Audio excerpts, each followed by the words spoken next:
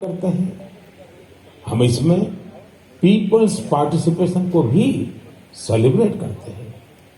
कई बार यकीन नहीं होता कि मन की बात को इतने महीने और इतने साल गुजर गए। मन की बात के 100वें एपिसोड पर बधाई दी है, लेकिन मैं सच्चे दिल से कहता हूं, दरअसल बधाई के पात्र तो आप सभी मन की बात के स्रोत।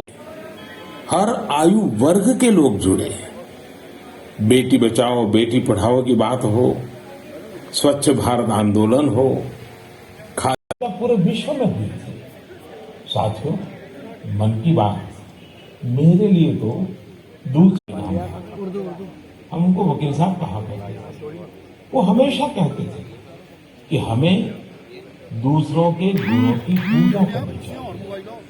सामने कि इससे पहले भी दुनिया भर में जो बहुत बड़े बड़े राष्ट्र हैं, बड़े बड़े देश हैं, वहां पर ऐसे कार्यक्रमों की शुरुआत हुई थी, चाहे वो इंग्लैंड हो, अमेरिका हो, फ्रांस हो या जापान हो।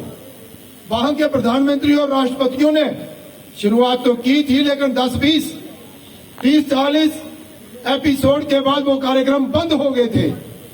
लेकिन नरेंद्र भाई मोदी जी का ये कार्यक्रम जो है वो 100वां एपिसोड हुआ है, जो विश्व भर में एक इतिहास है। इतिहास, इससे पहले ऐसा इतिहास कभी नहीं बना हो भी क्यों ना, राजनीति से ऊपर उठकर और फिर उन लोगों की बात करना जो किसी की परवाह ना करते हुए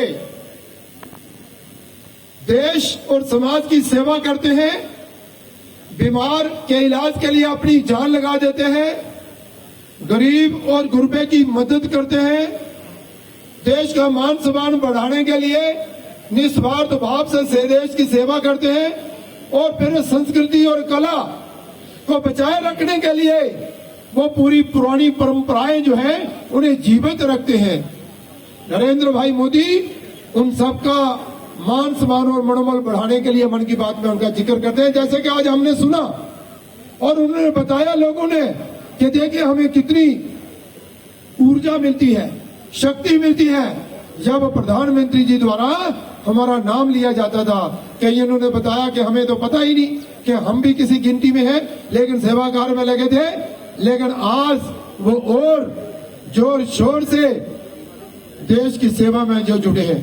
पिछले एपिसोड में जो 99वां एपिसोड था मन की बात का, तो उस दिन उन्होंने, नरेंद्र भाई मोदी जी ने अंगदान की बात की थी और ये कहा था लोगों को पता चला कि भाई अंगदान करने से मर के भी व्यक्ति जी सकता है अगर अंगदान कर दिया जाए।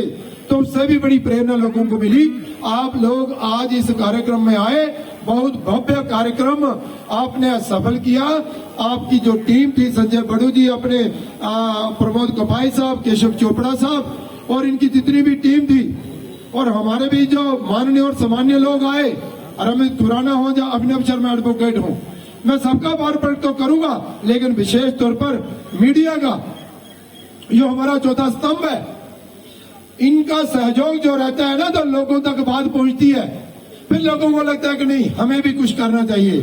तो मैं इनका भी आभार प्रकट करना चाहता हूं, विशेष तौर पर सुहास जी और हमारे जो है DK शर्मा साहब और जहां के सरपंच साहब, कि आपने बहुत बड़ा योगदान दिया और एक ऐतिहासिक कार्यक्रम को भी ऐतिहासिक कार्यक्रम जो है वो बना दिया।